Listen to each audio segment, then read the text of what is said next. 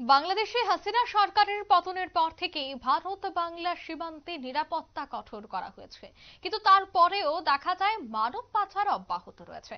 তবে এবার পশ্চিমবঙ্গের সুন্দরবন দিয়ে মানব পাচার অর্থাৎ 3 নাবালিকা পাচারের সময় 3জনকে উদ্ধার করা হয়। পাচারের আগেই উদ্ধার করা হয় 3 নাবালিকাকে।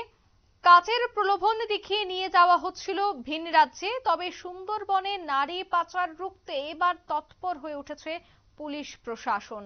বিস্তারিত জানবো, টেলিফোন লাইনে যুক্ত হয়ে গেছে প্রতিনিধি গোপাল শীল। গোপালদা, এর আগেও আমরা দেখেছি যখন বাংলাদেশেও সুন্দরবন দিয়ে বহু মানব পাচার হয়, এবার দেখা গেছে যে এক রাজ্য থেকে অন্য রাজ্যেও মানব পাচার অব্যাহত। কাজের সন্ধানে নিয়ে যাওয়া হচ্ছে, ঠিক এইভাবে প্রলোভন দেখিয়ে পাচার বাণিজ্য চলছে বছরের পর বছর। যে 3জনকে উদ্ধার করা হয়েছে তাদের সাথে কি পাচারকারী কাউকে গ্রেফতার করা হয়েছে, কি জানাচ্ছে পুলিশ? দেখো, তোমাকে বলে রাখি, তুমি জানবে পশ্চিমবঙ্গের বিভিন্ন প্রান্তে সোশ্যাল মিডিয়ার সঙ্গে যুক্ত হবার পর প্রচুর মহিলারা কাজের লোভে, কেউ কখনো অভিনেত্রী হতে চাইছে, কেউ কখনো নেত্রী হতে চাইছে, কেউ কখনো কাজ করতে চাইছে, বিভিন্ন প্রলোভনে পড়ে যাচ্ছে মানুষের।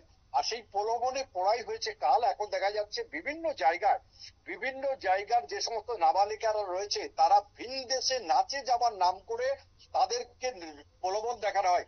সেই প্রলোভনে পড়ে কিন্তু তিনজন নাবালিকা যখন যাচ্ছিল, তখন গোপন সূত্রে খবর আসে ওই এলাকার দিগম্বরপুর অঙ্গীকার বলে একটি স্বেচ্ছাসেবী সংস্থা রয়েছে, বাঁশরা বীরাঙ্গনা সেবা সমিতি বলে একটি সংস্থা রয়েছে, তাদের কাছে। তারা তাদের মারফতে জানতে পারে ওই এলাকার যারা পুলিশে রয়েছে, পুলিশ জানার পর দুটি সংস্থা এবং পুলিশ যৌথভাবে বিভিন্ন জায়গায় তারা কিন্তু নজরদারি চালাতে থাকে। তখন দেখা যায় এই যে নাবালিকা 3জন রয়েছে তারা কিন্তু ক্যানিং এর থেকে ট্রেনে উঠে বসে, আর তাদের ফলো করতে থাকে এই সংস্থাগুলো এবং পুলিশ। পরবর্তীকালে তাদের জিজ্ঞাসাবাদ করলে আসল তথ্য বেরিয়ে আসে। আসল তথ্য যখন বেরিয়ে আসে তখন বলেছে তারা বিহারে কাজের লোভে, অর্থাৎ নাচ করার জন্য তারা বিহারে যাচ্ছে। পরবর্তীকালে তাদের সঙ্গে কে ছিল, কারা ছিল, সে বিষয়ে এখনো কিন্তু জানা যায়নি। কারণ এই মহিলা যারা যারা ফোন নাম্বার থেকে ফোন করে তাদেরকে কন্ট্যাক্ট করা হয়েছিল, তাদের শুধু ফোনের উপরে ফোন করার পরেই তারা কিন্তু চলে যায়। কিন্তু পুলিশ কিন্তু এখনো পর্যন্ত সেই ফোন নাম্বার ট্রেস করে কেউ জানতে পারেনি। তবে ইতিমধ্যে পুলিশ কিন্তু যেটুকু জানতে পেরেছে, যেখান থেকে নাম করা হচ্ছে বিহারের ছাবরা এলাকা থেকে, এবং সেই ছাবরা এলাকায় বহু মহিলা এই বাংলা থেকে নাচ করতে যায় এবং নাচের ভিত্তিতে তারা পয়সা পায়। তাই তাদেরকে ইতিমধ্যে হোমে নিয়ে যাওয়া হয়েছে এবং জিজ্ঞাসাবাদ করা হচ্ছে। পুলিশ ইতিমধ্যে বিহারে একটি অভিযান চালাবার পরিকল্পনা করেছে, আরো কোনো মহিলা বা নাবালিকা সেখানে আছে কিনা। একদমই, ধন্যবাদ।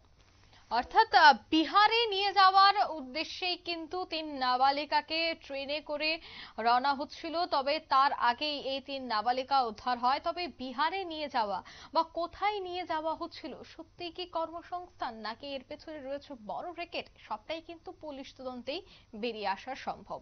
নিয়ে নিচ্ছি ছোট্ট একটি বিজ্ঞাপন বিরতি, সঙ্গে থাকুন।